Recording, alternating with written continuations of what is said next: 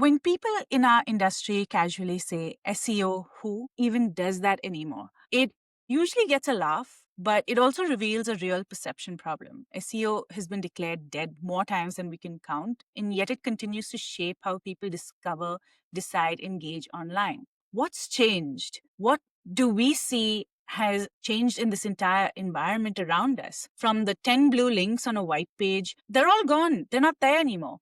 We now have AI overviews, conversational search, GEO, AEO, and even a new phrase, LEO, LLM engine optimization. And that raises the question, are these new disciplines or just new expressions of what SEO has always been? With me today is Sandeep Kelvadi, co-founder of Pixelmattic and founder of thrivemattic. He's been building marketing automations for years and is currently using AI extensively to build more robust marketing solutions for the entire digital marketing suite. Joining him is Rashmi Narayana, SEO and Digital Marketing Specialist at thrivemattic. She brings a wealth of information with first-hand experience working on ground with clients like India's leading liberal arts university, edtech platforms from the Middle East, and primary education institutions, all navigating these exact shifts. In today's conversation, we're unpacking the myths, the pivots, and the practical actions that leaders should take. SEO's obituary has been written at every inflection point. Social media, voice search, now AI. Yet the data is stubborn. Google still has 95% market share in the US and EU. And 80% of Americans today remain heavy users of search engines. Clearly, SEO isn't a fossil. So Sandeep, you've watched this evolution from basic keyword matching to knowledge graphs to AI overviews. Why does SEO keep getting declared dead? What do people fundamentally miss? I think it's been declared dead so many times now that it's not a surprise anymore when such proclamations are made. I think search has evolved tremendously from the early days where all we saw was a white screen with a simple search box, which Google started off with, and then the 10 blue links, as we call it, the search engine results page. That, of course, Google itself has changed over the years in terms of what it shows, what kind of information it indexes. And along the way, we've adapted our behaviors as well in response to this. This is something that I've written about earlier on our website under the topic of future of search and how search behaviors have evolved along with this. I think coming to today, what's happening is obviously the big elephant in the room is AI and LLMs, and they have disrupted the market to say the least. And Google is scrambling, playing catch up, whereas ChatGPT and Perplexity, for example, have taken up a lot of, if nothing else, at least mind share of a lot of people and leading the conversation there. I think in this hype cycle, many people, and I think marketers are particularly guilty of this, is to portray what appears to be an entirely new way of searching and therefore new disciplines seemingly which are now called GEO, generative engine optimization, and like you said, LEO and all of these new terms, and at the same time saying that the old way of search, which is SEO, is not relevant and so on. So I would take a lot of that with not just a pinch of salt, but a bag of salt. So it's not that SEO has disappeared or continuously disappears. It's just that every shift it makes, it looks unrecognizable compared to what came before. So Rashmi, in your client work, say with universities, do you encounter the same dismissal of SEO? And how do you sort of reset this narrative with decision makers or people who are engaged in conversations around SEO? Yes, we do still hear this question. Yes, is SEO dead or is it working? And they still think that SEO is outdated because, as Sandeep mentioned, there is news going on here and there. Previously as well, when the Google ads came up and other ad campaigns when they are running, they think that SEO is not that much important for them. And even for the marketing efforts, social is being in social, being live in social, and good in campaigns is more than enough for them. But they are forgetting that SEO is a foundational visibility And it is essential for the organic discovery. And how we convince them that whether to show up in the internet or whether to show up in social, that SEO is the foundational requirement. It acts as a credibility for discovering for the prospective students as well as the parents. And we literally have to show them the data that, yes, this is how the full funnel, wherein through organic results, through your website, they are getting the leads and students are visiting and getting to know the university's website. Just playing the devil's advocate here, and this is for both of you, Sandeep and Rashmi. If AI gives you the answers directly and users never really have to click through, does that make SEO irrelevant for businesses trying to drive actual traffic? Good question. So I think this is where people are drawing the wrong conclusions, because what you said is true. We are entering, we're probably already there in a environment that you could describe as a zero-click search environment. And what that essentially means is, like you said, if they're getting answers to their questions and they don't have to click through links, that means that it's a zero-click journey. Users go to a search engine or a chatbot, ask questions and get answers, and they don't necessarily have to click on links to land up on a website. And so then you might wonder, what is the point of using for visibility in traditional search? I think a few factors. Despite all of the AI hype that we now read everywhere, Google still holds 95% market share across US and EU. So it's a behemoth. It's not going away anytime soon. While the market share has dipped ever so slightly, it's still 95% is still a big number.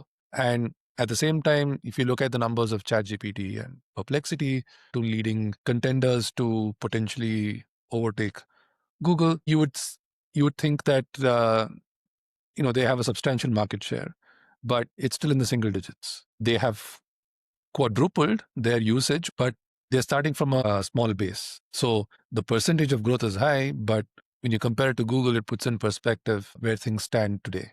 Of course, you can expect things to change going forward, but as of today, Google still dominates. And so if you're going to ignore that, you're doing so at your own peril.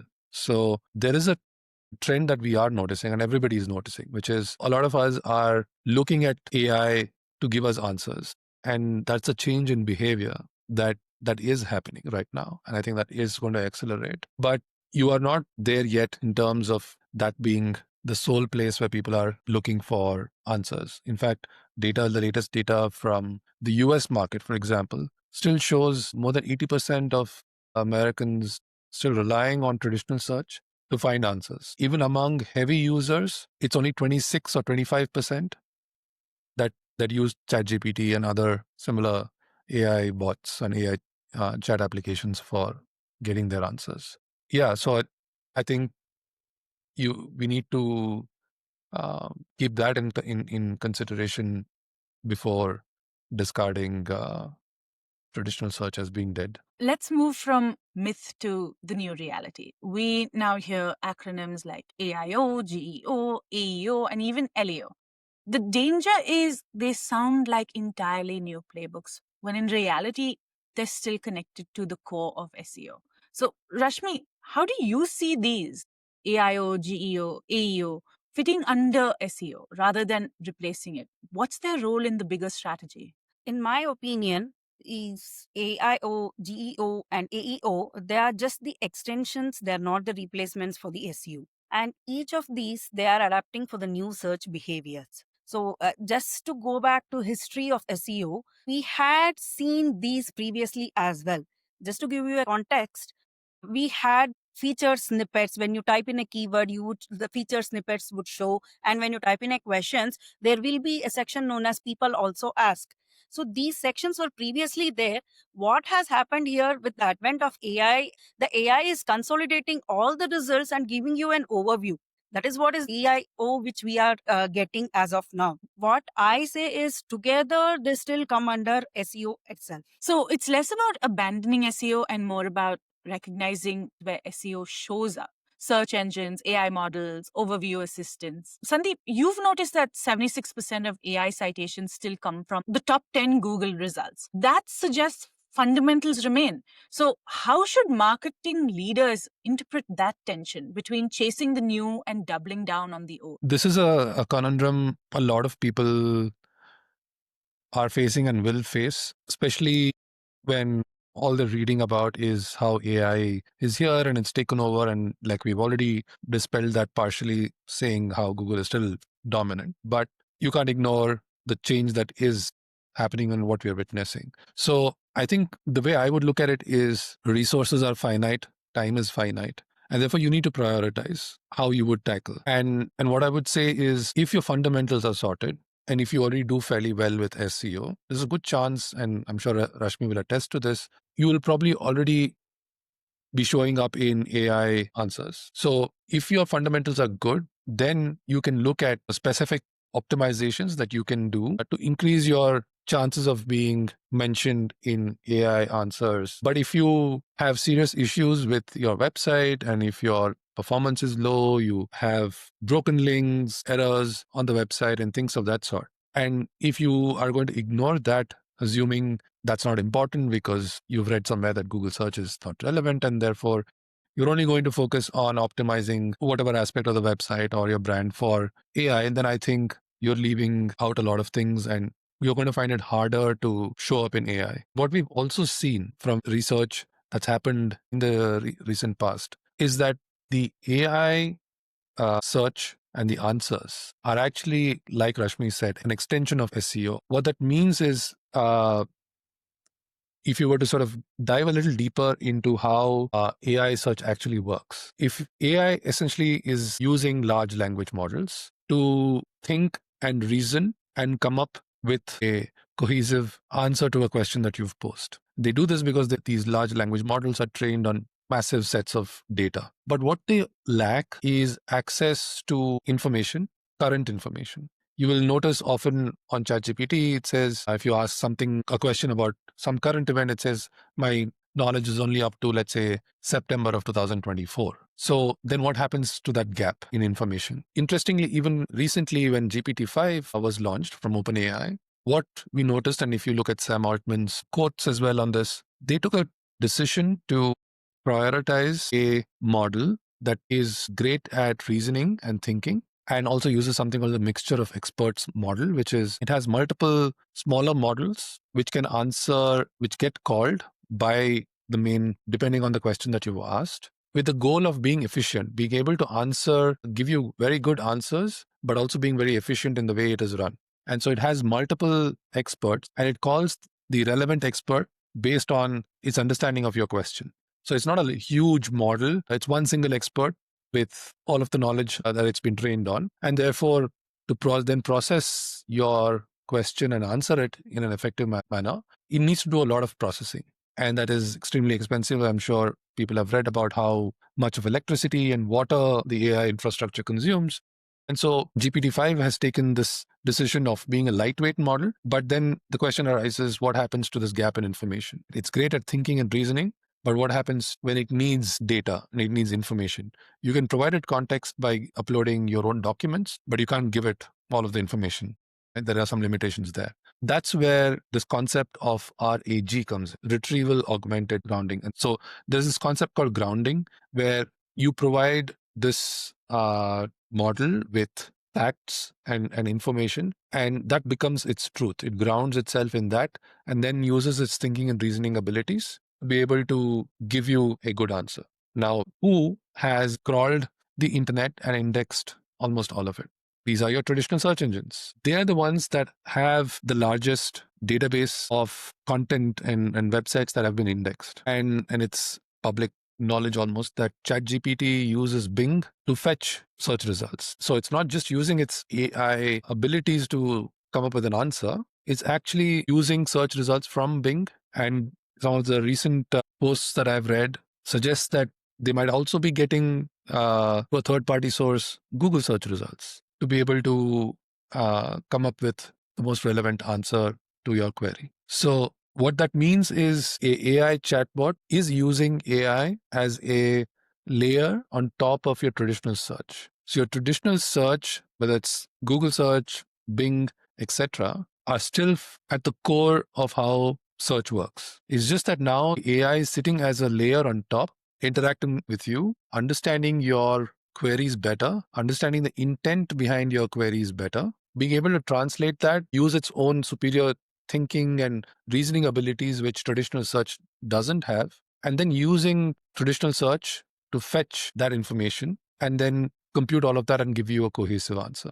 This is in short how AI search works. So if someone says Google search is not relevant, you could say that probably that mode of interacting and using search is probably going to go away. And Google search is in itself changing, and AI mode is now available for many users across many countries. It's a small toggle which you can enable, and Google search interface goes from the traditional search interface to looking like a AI chat interface. So I think the lines are blurring between traditional search and a traditional search provider like Google with AI search. And so from a website or a brand perspective, search is still involved in the picture. It's at the core of all of this. So if you're going to optimize only for that AI layer and not for the fundamental SEO that drives these AI answers, then like I mentioned earlier, you're leaving out a huge chunk of optimization opportunities. Just going back to the CTR angle, right?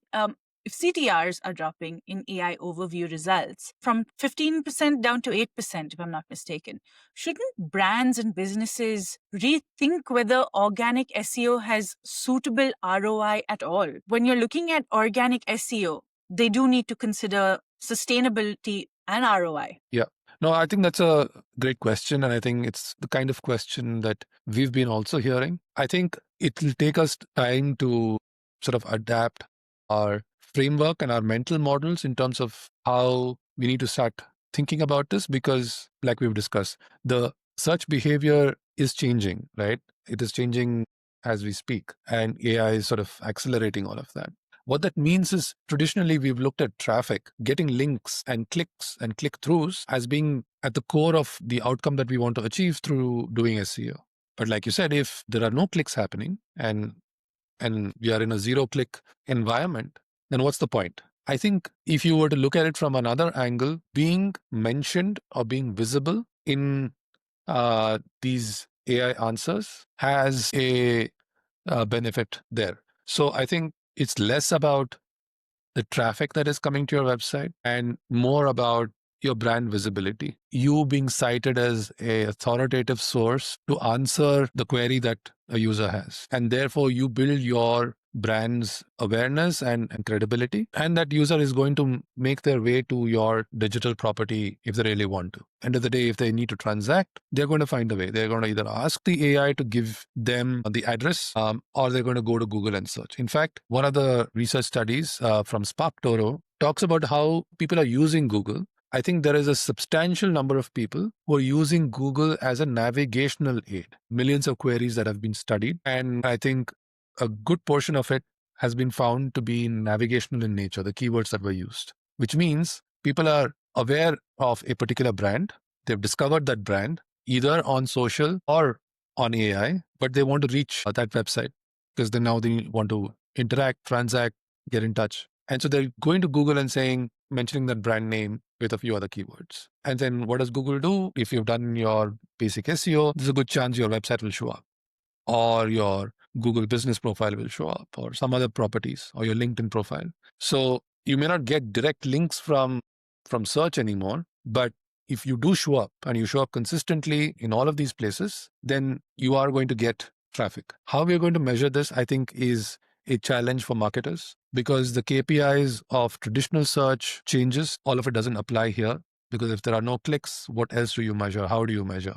And I think this is a new area. There are some tools out there that will give you some help on this, but it's still a very, very new area, which, a lot of us are still trying to figure out how do we measure this. In fact, we are experimenting with ourselves by trying to build some tools and see what we can measure, what we can simulate, so on. I'm glad you brought that up, because traditional SEO was always measured based on rankings and clicks. And if zero-click searches are rising and brand mentions inside AI overviews matter more than links, then the metrics need to obviously evolve. Also, it goes back to this whole idea of, thought leadership, brand visibility. How do you evaluate that? How do you measure that?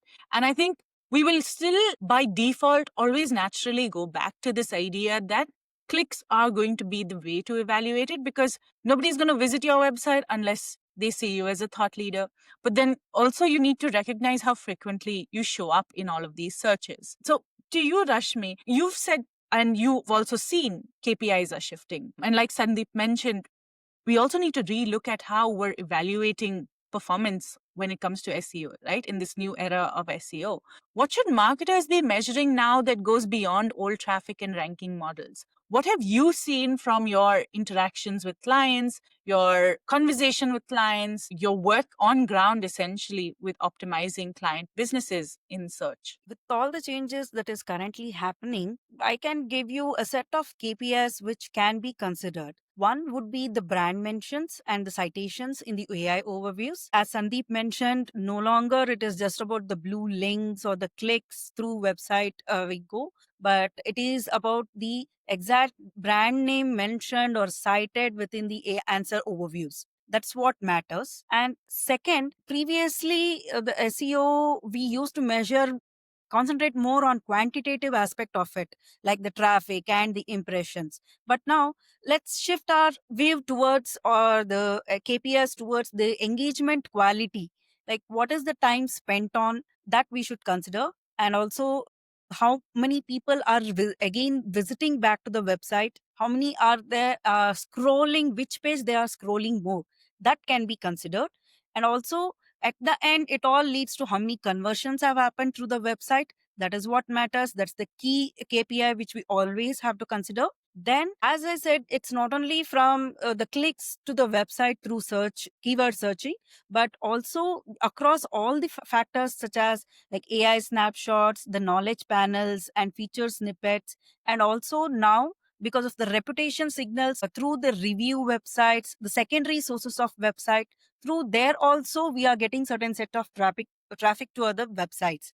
So that also is are to be measured now. That's really interesting. Now, when it comes to, looking at SEO and advising CMOs, Sandeep, if you're advising a CMO in 2025, as all of this is constantly evolving, I feel like every week we're seeing something new in the whole SEO space. What are the top 3 things that they need to reevaluate in their SEO strategy? I think for a CMO, just taking a step back and looking at the bigger picture, not just at search, but maybe beyond that as well. One, I think shift your mindset to ensure that you operate in a zero-click world. LinkedIn, Google, everybody wants you to stay in their platform and not go outside of it, which means there's not going to be a lot of click-through traffic. And we've seen click-through traffic come down continuously on Google search because of feature snippets, which started some years ago, and then now AI overviews, like we said earlier, that drastically brings down CTR. Interestingly, I wanted to mention this earlier. We talked about AI citations, AI overviews reducing CTR, but whenever brand mention occurs, the CTR seems to go up. So it might make sense to optimize your brand to show up in AI overviews. And I think there are lots of tactical things that that one needs to think about. Like, for example, if AI overviews is essentially a zero-click journey, meaning that less likely to click on links, then what kind of content do you want to optimize to show up in AI overviews? If you show up for a query where the clicks are going to be comparatively less, then you might want to optimize for queries where getting your brand mentioned is probably more important, and you're not going to worry about not getting the clicks. And then instead optimize for the kind of content where AI overviews is not being shown, but your regular search query, search results are shown. So picking and choosing what kind of content you want to optimize for where it shows up. So I think there are a lot of such tactical things one can start experimenting with. And this is something we are putting together and we can share through our blogs and newsletters soon. People can get access to some of this. But coming to your question from a CMO's perspective, I think one is align your strategy to a zero-click world, meaning create content. Let's say, for example, you're creating content for LinkedIn. Don't create content and then put a link trying to send people to your website. because LinkedIn is going to suppress that. We spoke about what you could possibly do with Google, for example, with AI overviews and the kind of queries that will show up in AI overviews. So creating content that will engage people in the platforms that they are engaging in, let's say it's LinkedIn or Reddit or YouTube, right? You create quality content for that platform to be consumed on that platform, but don't expect people to click on a link and come to you. There might be a smaller portion that will organically convert, but I think the intent for you should be to create content that's meant to be consumed on that platform, not with the intention of trying to send people somewhere else. So that's one. Second, I think do your fundamentals with search. The second biggest source of your organic traffic today after Google is Bing. So don't ignore traditional search and, for example, Bing. Tick those off before you start spending a good amount of time for AI optimization. Also, from a content and discoverability perspective, consider what other platforms your user is spending their time on. Is it LinkedIn? Is it Reddit? Is it YouTube? And then optimize, first create content for those platforms, but also optimize so that you show up in those searches. You optimize so that you show up for Reddit searches or YouTube and so on.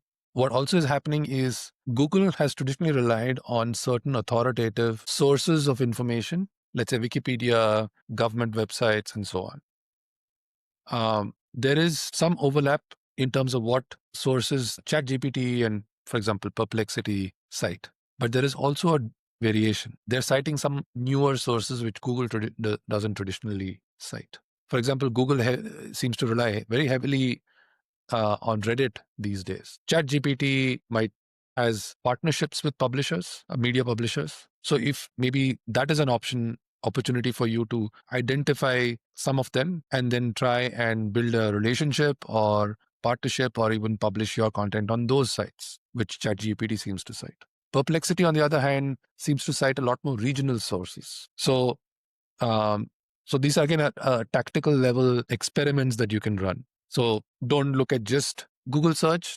Don't look at just AI optimization. If you were to dig deeper, then you're going to discover a lot of these different opportunities that might come up. Lastly, I think while you look at fundamentals in terms of SEO and getting your site architecture and content in place, what can you do additionally so that your content can be cited, right?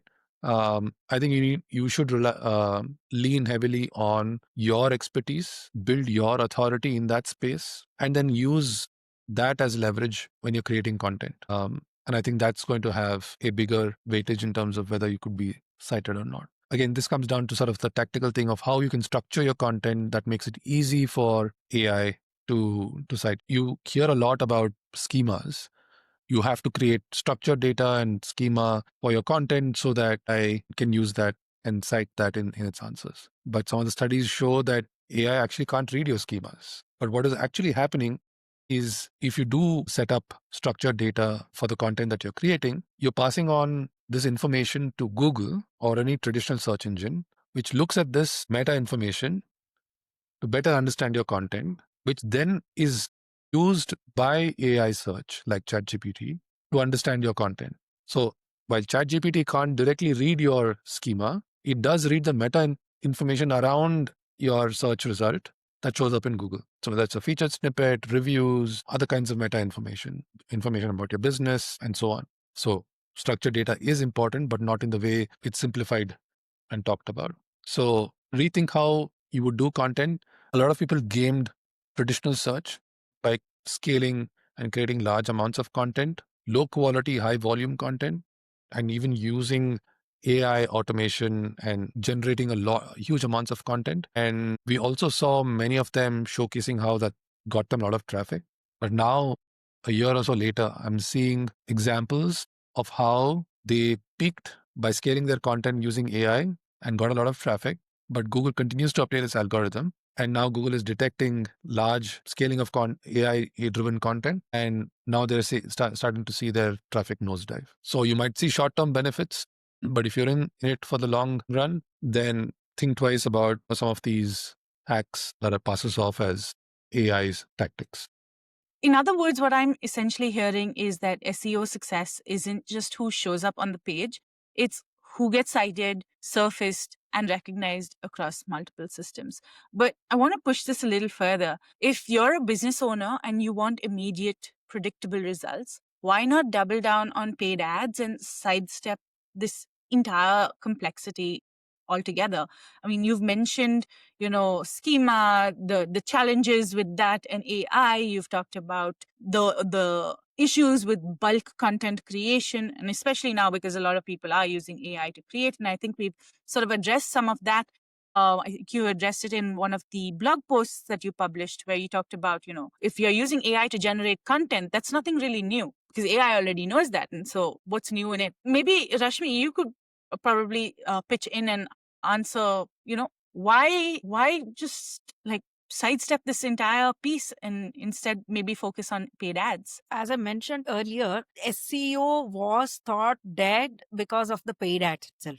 So paid ads, until and unless you have money putting it up and running the campaigns, you will get the traffic, you will get the conversions. Once you stop the paid ads, gone. But on the contrary, if you use SEO or if you do the optimization in a proper manner, have all the SEO aspects correct on a website, this will give the results for a longer period of time. Yeah, and just to add to that, we use the word organic, right?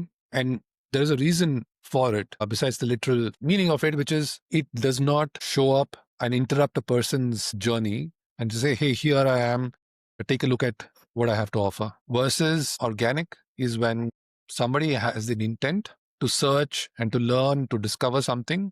They're trying to solve a problem. And if you show up at that point with valuable information, backed by expertise and authority, then there's a bigger chance that even if that doesn't lead to a click, you're building your brand's awareness and increasing your chances of converting that person into a potential customer. So ads have their place in the overall marketing strategy, but like Rashmi said, I want you stop your ad campaign, the traffic stops, the leads stop.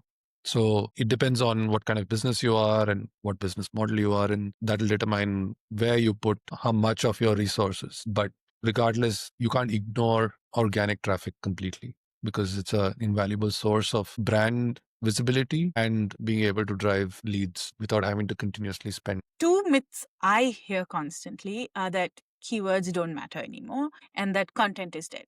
Yet both of you have argued for the opposite, just with new framing. So, Rashmi, maybe you could answer this and tell me, where do keywords still matter today and how should we think about them differently? How would you get us to think about keywords differently? In my opinion, keywords still matter, but not the exact keywords like how search used to happen previously. Here, the keywords with the search intent matters. We should know why the searcher is searching there. What is the intent behind the searcher? And then we have to provide a content to that particular intent based search query. So the shift is from the exact matches to the semantic and conversational queries.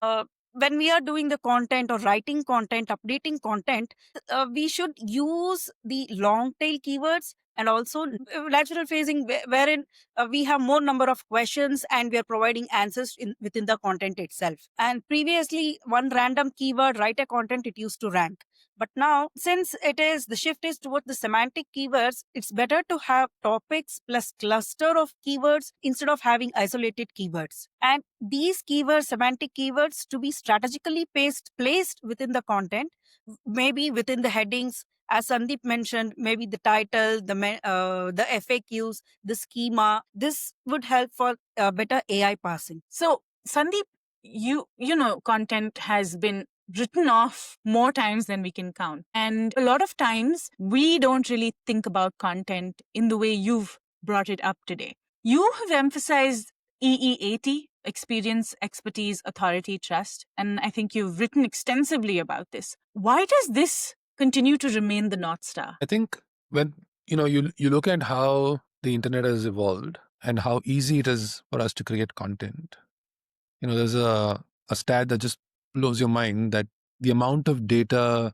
humanity has created in the last, let's say, 5 years is more than all of the data that we've ever created since life began. So And of course, technology has enabled that and the explosion of the access and the democratization of content creation. And now that's going to go up exponentially because of AI. The level or the bar for creating good content has gone up significantly, right? And you mentioned this earlier, if AI can generate content and can create content by answering some of your questions, and if you're writing the same blog post, answering a very basic question that AI can answer, what value are you bringing to the table?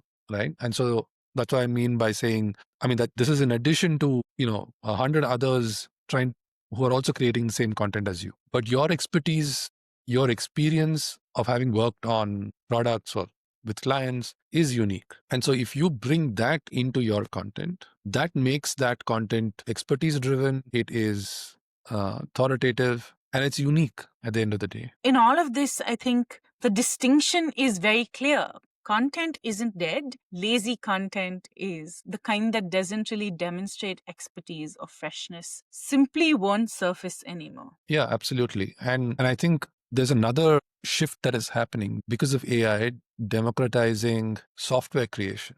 You can use vibe coding, as they call it, to build tools, apps, software, which was otherwise something you had to hire a technical person, a developer to create that for you.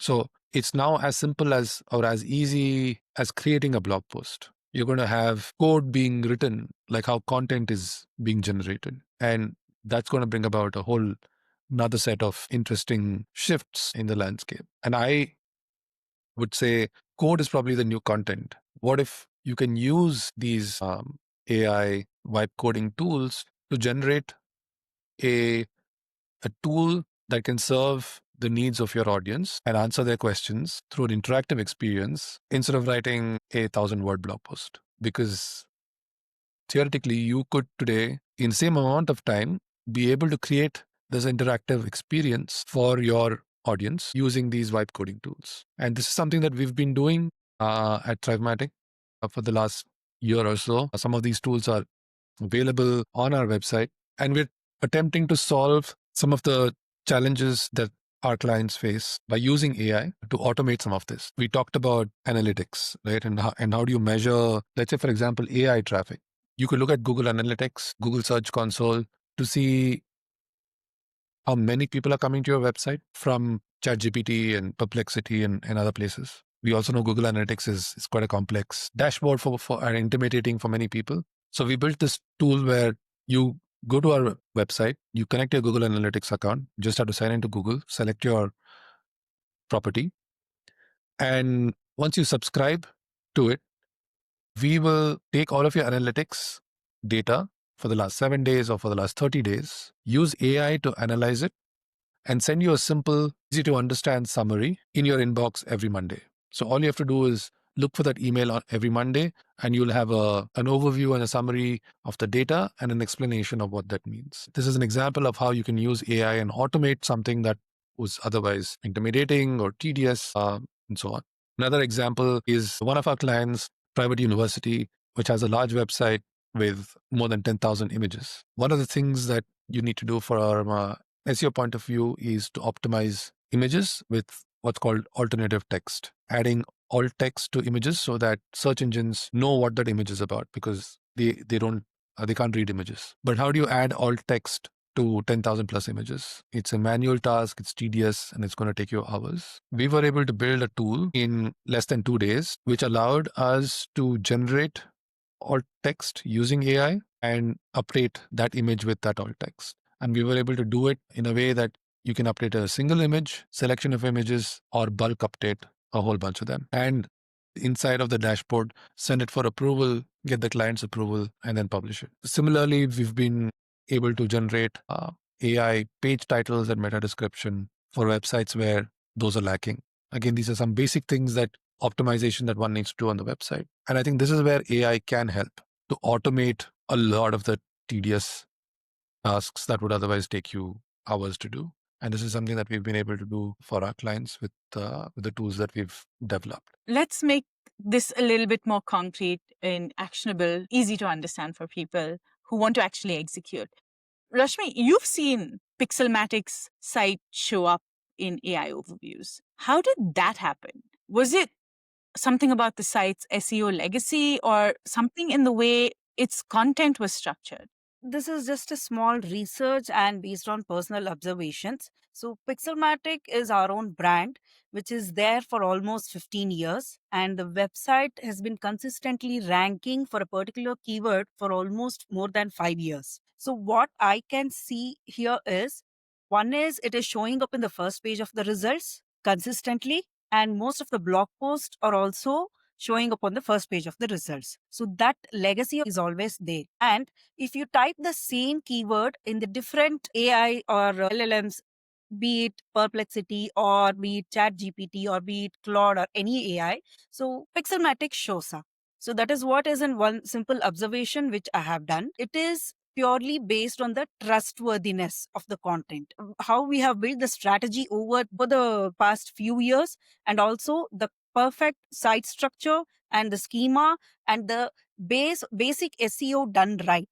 So all these have made this to come up in the AI's presence. Another observations, one of our clients recently, they just asked me a question that one of their faculty profile was not showing up on the search, and as well as it was not coming up on the AI, that is especially from the university's link. So when we dug deeper, it was understood that this website was not trustworthy enough and didn't have enough content to show up on the search result as well as on the AI overview. On the contrary, the same faculty profile from other, for example, from the Wikipedia and from the other reputed websites, that was showing up. The reason being Google signals and catch up the more trustworthiness of those websites over the actual university's website. So that is what has happened over here. And as I say, EEAT always matters. Hence, we can EEAT and the proper basic SEO, having the clarity of the content and having authoritativeness over the topic matters a lot for AI overviews as well. Yeah. So I think before we wrap, I wanted to quickly show an example of what we have built. In fact, the most recent tool that we've been experimenting with, which is based on the things that we've learned and discovered about how AI search works. And we've quickly built a tool that can analyze your website and web page and tell you how you are likely to show up in an AI search. Who are going to be your competitors in that AI search? What is the gap between you and them? What can you do to optimize? And what are the citation opportunities on your website? So I just want to show quickly that. So what you're seeing here is still in a prototyping stage and we've not taken it live yet, but we will definitely share this first with our newsletter subscribers. How it works is it takes your web page URL, a brief description of what the page is about, your search location. And in this version of the audit, we're using a traditional search method. But what we're doing is we're trying to simulate how an AI search would work, right? Like what we spoke about earlier, how AI uses the RAG method, retrieving information from search engines, using AI to process it, and then give you an answer. So here is a brief sort of, so it extracts the content from that web page, uses AI to understand what your page is trying to communicate, what it's trying to sell, etc. And then what Rashmi spoke about earlier, right? AI is more advanced because it's trying to look at the intent behind your search. And so we are now using AI here in this tool to understand what is the intent behind the content on your web page. So here in this case, it's the Pixelmattic website, and it says it's 75% commercial in nature. And it ought to be because this is the homepage. If it was a blog post, the informational parameter would be much higher, right? So these are the different kinds of search intent. We've used AI to also generate multiple other queries. So this is how AI actually searches. So if you were to give it a simple question, in the background, it is generating multiple other queries which are related to it. So it can go out and do multiple searches in the background, fetch those results, and then it does a few other things which I'll in fact show you as I scroll down the page. It iterates through that through something called PRF. And so we are trying to mimic that here again by doing multiple searches with these different sub-intent queries, trying to refine to say, okay, this is finally what the user would look for, and then find competitors for all of these different queries. Who's a direct competitor, right? And for each of them, what are the opportunities for us where we can improve? based on the content that we have on our page and the content that this tool has found on the competitor's page. And it'll tell you where the gaps are and what you can do specifically vis-a-vis this competitor. And once that's done from an AI citation standpoint, it tells you who is most likely to be cited and who among your competitors. And there are direct business competitors and there are keyword competitors. So keyword competitors could be industry sites, blog sites, etc., which could also show up. So we've categorized them separately. So you'll find all of that information. So this is a complete breakdown and analysis of the competitors. And then we've also analyzed the content on your web page for multiple areas that AI would look for. One of them actually is content freshness. Going back to some of your earlier questions of what you can do with content. For example, ChatGPT and Perplexity prefer fresher content versus, let's say, Google search. So this is not just going and changing the list date of your previously written content, but actually adding something new to it. Authority signals, like we spoke about, uniqueness in structure, how do you format the content, aligning the content with the intent of these multiple search queries. And then we do a technical analysis and then tell you what are some of the citation candidates on your web page. And then all of that is sort of put together into these opportunities based on effort and impact. And you can download that as a report. So yeah, so this is something that we are right now testing and would like to release this to the public soon. This is a really powerful tool because it shows that not only does Thrivematic and Pixelmatic have that digital history, and also shows that you're not functioning and you're not ranking on SEO because of your latest blog post. You're essentially talking about how all of the different pieces that you're doing contributes to your authority in AI responses, right? And that's great. So I just wanted to cover this off in the last section of our conversation, where we're talking essentially about LEO. There's this idea that's gaining ground, LEO, LLM engine optimization, essentially optimizing not for the search engine, but for the language model citation. And this is essentially what you've showed us in the report. Sandeep, how do you see LEO fitting into the way agencies should guide clients right now? Yeah, I think it goes back to something that we spoke about earlier. And also what you noticed in the tool is we've mentioned the effort prioritization and the impact. And I think, like we spoke about earlier, LEO, GEO, all of them are, like Rashmi said, extensions. And what AI is doing is expanding search. It's not replacing Google search. And this is what data also seems to suggest. Therefore, what I would tell any marketer or business owner who's looking at this and evaluating this is, have you done an audit of your existing SEO and have you ticked off most of the boxes? Are you doing reasonably well on that front already? Then yes, start to look at the newer things that you can do from a AI optimization standpoint. But if you're severely lacking on the fundamentals, no amount of AI optimization is going to help you.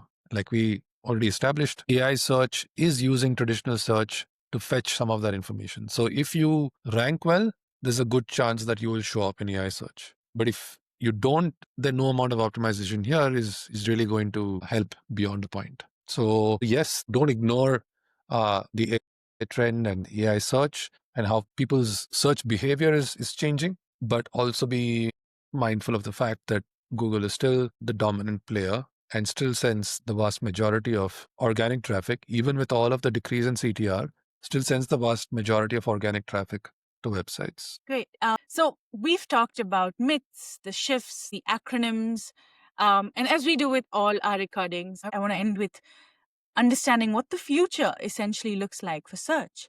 And this is a question now for both of you to answer. When you think about SEO in, say, 2026 and 27, next 6 to 10 months, primarily because it's changing so fast, what do you imagine it will look like? More fragmentation across platforms or consolidation into a new discipline? So, in my opinion, SEO will be definitely in fragments. Fragmentation, I would say, like in different platforms. Like previously, we were more concentrated on only on-page SEO, do the keyword research, optimize the keyword for the page, and it used to rank.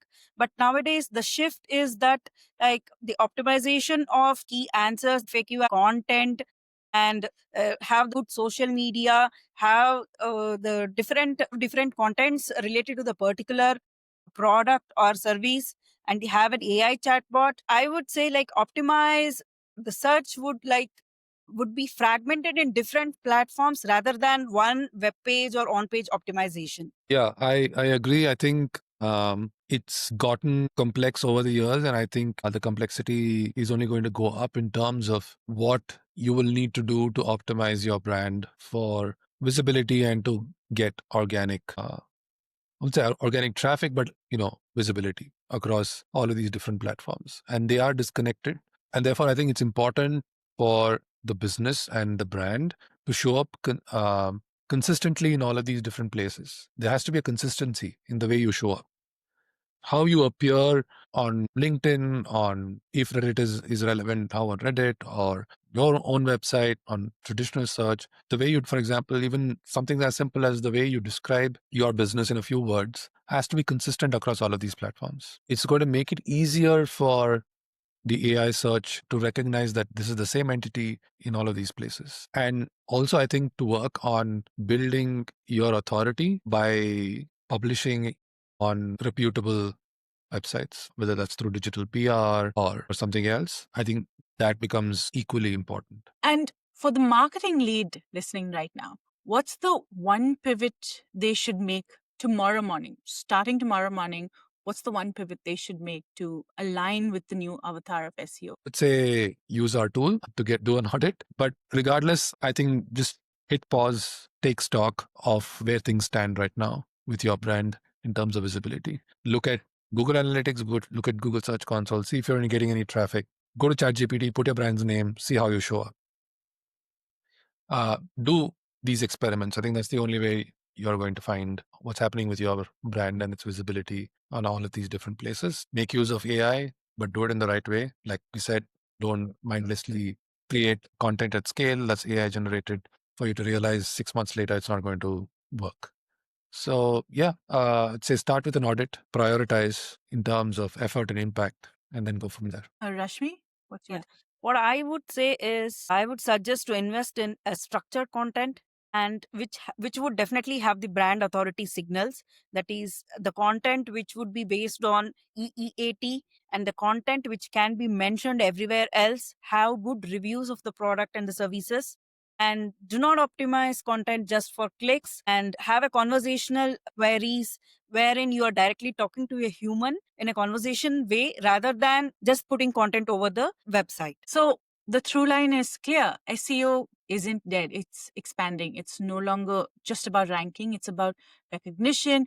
It's if your content is structured, credible, and current, you're not just optimizing for search engines, you're optimizing for how machines answer questions. And I think the key takeaways from today's conversation are that zero-click searches are rising, but when brands appear in AI overviews, CTR actually increases. That means brand visibility matters more than ever. AI prefers fresher content, not just republished, actually updated, cited, and relevant content. We're moving from optimizing for rankings to optimizing for answers. That's the mental model shift every CMO essentially needs. And finally, SEO history matters. Site's credibility is cumulative, not instant. And I think Pixelmattic is a great example of how this has essentially evolved and how it currently performs. Thank you, Sandeep and Rashmi, for making sense of this shift. And to everyone who is going to be watching, SEO is not a relic, it's evolving. And the brands that evolve with it will own the future of visibility.